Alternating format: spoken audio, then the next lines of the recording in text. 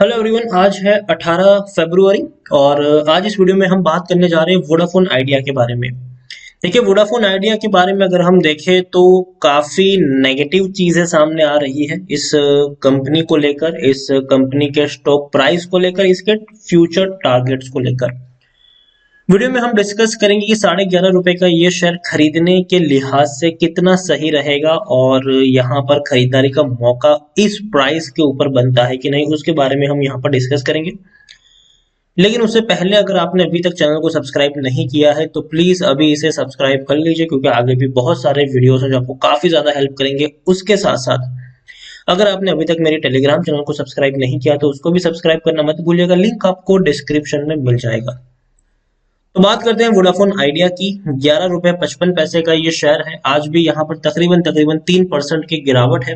और अगर पिछले एक महीने में हम देखें तो पिछले एक महीने में 10 से 11% की गिरावट है।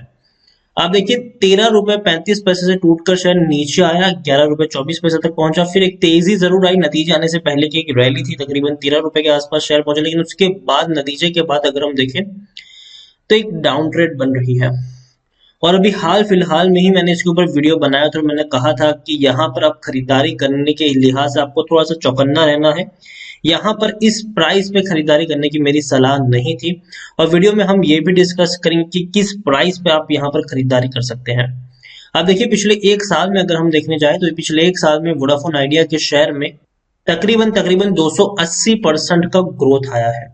₹3 का शेयर था, तेजी आई, गिरावट आई, तेजी आई, गिरावट आई, फिर से तेजी आई, अब दोबारा प्रेशर बना है। और आप देखिए, ₹12 के ऊपर शेयर पहुंचा था, फिर गिरावट आई, ₹8 तक टूट गया, फिर तेजी आई थी, फिर गिरावट आई, फिर ₹8 तक टूट गया, फिर तेजी आई, अब फिर गिरावट आई है। और अब फिर से आपको इसी तरीके का कैंडल देखने को मिलेगा। गिरावट आएगी लेकिन उसके बाद रिकवरी भी आएगी, लेकिन रिकवरी में वक्त लगेगा, ये बात भी तय है। 37,000 करोड़ से भी ज्यादा का इसका मार्केट कैप है। लार्ज कैप शेयर है। एनएससी में देखें तो तकरीबन तकरीबन 5 करोड़ का वॉल्यूम ट्रेड, सॉरी बीएससी में 5 करोड़ के आसपास का वॉल्यूम ट्रेड है। एनएससी में तकरीबन तकरीबन 20 करोड़ के आसपास का हमें वॉल्यूम ट्रेड देखने को मिल रहा है। उसके अलावा अगर हम देखने की कोशिश करेंगे तो इस बार इनके जो रिजल्ट्स आए हैं वो उतने अच्छे नहीं है। आप देखिए, 4,532 करोड़ का इनको नुकसान हुआ। हालांकि नतीजे से पहले जो रिपोर्ट्स आ रही थी वो ये भी थी कि नुकसान होगा, लेकिन उतना बड़ा नुकसान नहीं होगा। लेकिन फिर भी नतीजे आने के बाद पता वही देखने को मिला है कि नुकसान तो हुआ है और बड़ा ही नुकसान है। 4,532 करोड़ का लॉस हुआ है इनको दिसंबर क्वार्टर में। 11,000 करोड़ के नेट सेल में 4,532 करोड़ का नुकसान है। पिछले क्वार्टर में 7,218 करोड़ का लॉस था और पिछले साल 6,440 करोड़ का लॉस था। तो उसके कंपेयर में कम है, लेकिन भैया नुकसान बड़ा है, इससे हम जुटला नहीं सकते हैं, ये बात सच है। यहाँ पर एक और चीज यहाँ पर ये है कि 24 म्यूचुअल फंड स्कीम का पैसा लगा है और एफआईएल्स का भी पैसा है, लेकिन यहाँ पर एफआईएल्स का जो डिटेल है वो थोड़ी सी यहाँ पर गलत है। म्यूचुअल फंड के द्वारा खरीदारी हुई है, इंश्योरेंस कंपनी के द्वारा भी खरीदारी देखने को मिली है। और हालांकि हल्की सी खरीदारी हुई, कोई बड़ी खरीदारी ये नहीं है। दूसरी चीज अगर हम एक और तरफ देखें तो जो पैनिक यहाँ पर है नतीजे आने के बाद वो यही है कि बड़े बड़े जो ब्रोकरेज हाउसेस है इन्होंने इनके टारगेट प्राइस को बहुत बहुत बहुत हद तक कट कर दिया है। आप देखिए, आईसीआईसीआई डायरेक्ट ने बेचने की सलाह दी है वोडाफोन आइडिया में, ₹6 का टारगेट प्राइस है। उसके अलावा एमकी ग्लोबल की भी वोडाफोन आइडिया में बेचने की सलाह है, ₹5 का टारगेट प्राइस है। इसके अलावा मोतीलाल ओसवाल का हालांकि न्यूट्रल यहाँ पर रेटिंग है और ₹11 का इनका टारगेट प्राइस है।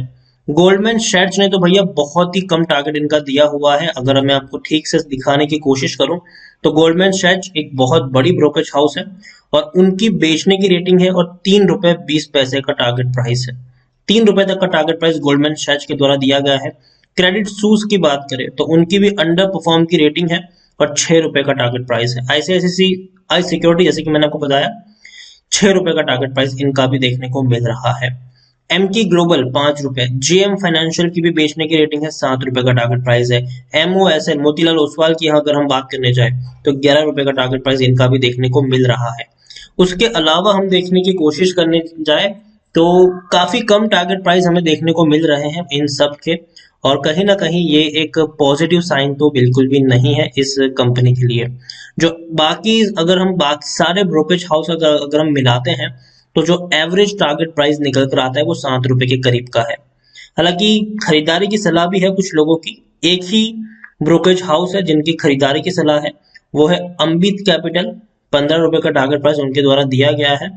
अदरवाइज ईडलवाइज की भी रिड्यूस करने की सलाह है, 9 रुपए का टारगेट प्राइस है। बीएनपी जो छोटे छोटे फर्म है उन सब की बेचने की सलाह है। जेपी मॉर्गन की भी भैया 3 रुपए का टारगेट प्राइस है। डस्टेज बैंक का भी यहाँ पर 1 रुपए का टारगेट प्राइस है। तो भैया हालत यहाँ पर कुछ खास अच्छी नहीं है वोडाफोन आइडिया के लिए।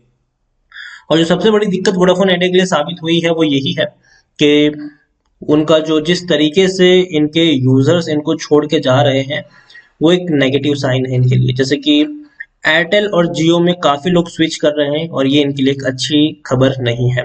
हालांकि अच्छी खबर एक ये है कि इनका जरूर टैरिफ प्लान इन्होंने बढ़ाया है, जिसके चलते अगर हम इनके आरपूस को देखें तो वो इंक्रीज हुआ है, लेकिन फिर भी नुकसान तो नुकसान है, काफी बड़ा लॉस इनको अभी भी देखने को मिल रहा है। और दूसरी जो सबसे बुरी चीज है, वोडाफोन आइडिया की जो नेटवर्थ है भैया वो नेगेटिव में चल रही है।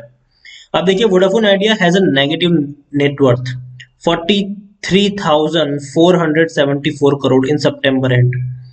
तो नेगेटिव इनकी नेटवर्थ है, जबकि उसके सामने जो इनके दो सबसे बड़े कंपटीटर है रिलायंस जियो और भारती एयरटेल की अगर हम बात करें तो रिलायंस जियो की जो नेटवर्थ है वो 1,79,617 करोड़ है, जबकि भारती एयरटेल के भी 71,303 करोड़ के आसपास देखने को मिल रही है।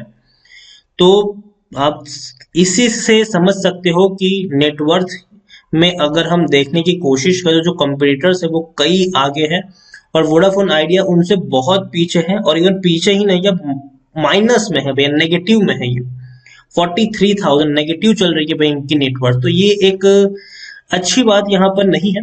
MK Global said multiple rounds of tariff hikes along with potential fundraise and ramp up capex spend are essential to lift the company from current scenario। देखिए तो MK Global का यही मानना है कि जो टैरिफ हाइक है वो एक लौता जरिया है, फंड रेजिंग भी है, एक लौता जरिया है कि कंपनी को उठाया जा सके जिससे कंपनी दोबारा से खड़ी हो पाए। फंड रेजिंग की भी जैसे कि मैंने आपको बताया कि बोर्ड जो है वो उसने अप्रूव कर लिया है फंड रेजिंग को लेकर। 25,000 करोड़ रुपए की फंड रेजिंग की जाएगी। उस 25,000 करोड़ से कहीं ना कहीं जो प्लान है वो यही है कि कंपनी को रिवाइव किया जा सके, जो कर्जा है उसको चुकाया जा सके। लेकिन फिर भी सिचुएशन अभी उतनी अच्छी वोडाफोन आइडिया के लिए नहीं है। इसका मतलब ये नहीं है कि कंपनी बर्बाद हो रही है। अगेन मैं अब बता दूं, काफी लोग बाद में ये प्रिडिक्ट करके चलते हैं कि भैया कंपनी बर्बाद हो गई है कंपनी, मेरा ये मतलब नहीं है। मैंने वीडियो में आपको यह समझाने की कोशिश की है कि जो बड़े बड़े ब्रोकरेज हाउसेस हैं उनकी क्या कमेंट्री है यहाँ पर। अगर एक दो ब्रोकरेज हाउस होते तो शायद हम इसको मान सकते थे, लेकिन तकरीबन लगभग सारे ब्रोकरेज हाउस की नेगेटिव कमेंट्री वोडाफोन आइडिया में हमें देखने को मिल रही है।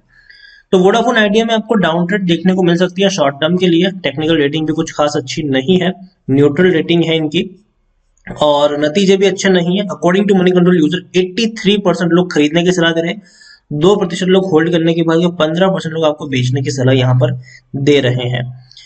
एक और चीज यहाँ पर वही है कि नतीजे अच्छे नहीं है और एफआईएल्स की होल्डिंग, जैसे कि मैंने कहा कि एफआईएल्स के पास होल्डिंग है 6.08% की होल्डिंग एफआईएल्स के पास यहाँ पर देखने को मिली है। प्रमोटर के पास भी 72.05% की होल्डिंग देखने को यहाँ पर मिल रही है।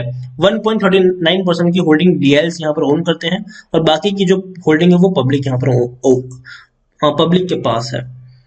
ओवरऑल वोडाफोन आइडिया हाँ गिरावट आ सकती है, हो सकता है कि शेयर यहाँ से 11 रुपए से भी नीचे टूट जाए, 10 रुपए के आसपास भी ट्रेड करता हुआ देखने को मिल जाए। लेकिन मेरी सलाह यहाँ पर यह होगी कि हाल फिलहाल में खरीदारी को लेकर ज्यादा एंकरेजमेंट मत दिखाइएगा। 10 रुपए से नीचे अगर ये शेयर जाता है तब उस लेवल पर अगर आप चाहें तो धीरे धीरे खरीदारी कर सकते हैं, लेकिन 10 रुपए से महंगा खरीदने की सलाह मेरी वोडाफोन आइडिया में नहीं है हाल फिलहाल का जो सिनारियो है उसको ध्यान में रखकर। लेकिन अगर 10 रुपए अगर ये शेयर 10.5 रुपए तक पहुंचता है और मुझे लगेगा कि अभी भी ये महंगा है तो जरूर मैं वीडियो बनाकर इन्फॉर्म कर दूंगा कि भैया अब 10 नहीं 9 रुपए के आसपास आप खरीदारी करिएगा। तो डिपेंड करता है कि ट्रेंड किस तरीके का है यहाँ पर, और कंपनी फंड रेजिंग की तरफ जा जरूर रही है, लेकिन किस तरीके से फंड रेजिंग होगी उसके बारे में अभी तो कोई डिटेल सामने नहीं आई है। तो जब तक सारी चीजें क्लियर नहीं हो जाती वोडाफोन आइडिया में मेरी तरफ से वेट एंड वॉच का ही सिग्नल रहेगा। डेफिनेटली शेयर 11 रुपए से नीचे चला जाएगा बहुत ही कम वक्त में। हो सकता है कि 10 रुपए के आसपास भी ट्रेड करता हुआ देखने को मिले, लेकिन 10 से नीचे अगर जाता है तो कहीं ना कहीं एक मौका भी निकल कर आ सकता है यहाँ पर। तो बने रहिए यहाँ पर। चैनल को वीडियो को यहीं पे एंड करूंगा। पसंद आया हो तो लाइक करें, शेयर करें। चैनल पर अगर आप पहली बार आए हैं तो प्लीज सब्सक्राइब करें। और वोडाफोन आइडिया के बारे में आप क्या सोचते हैं वो भी आप मुझे कमेंट में लिखकर बता सकते हैं। Thank you.